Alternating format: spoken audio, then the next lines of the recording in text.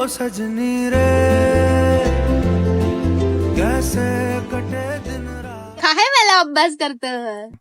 गो शिकल्या तुझा बरा अगो तू एवढा बिंदास कसा गो माका बापसान सांगला ना तू नपास झालोस ते 4 म्हशी घेऊन देतले म्हणा आणि तू बघ एकदम बिंदास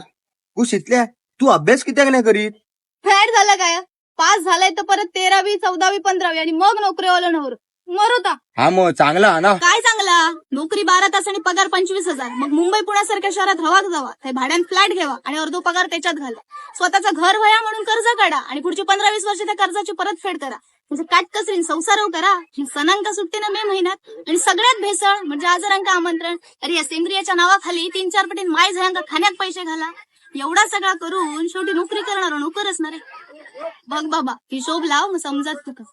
पण नापास झालंय तर शेतकरी नवरो गावात बच कष्ट असत पण तो खरो मालक आणि मी त्याची मालकी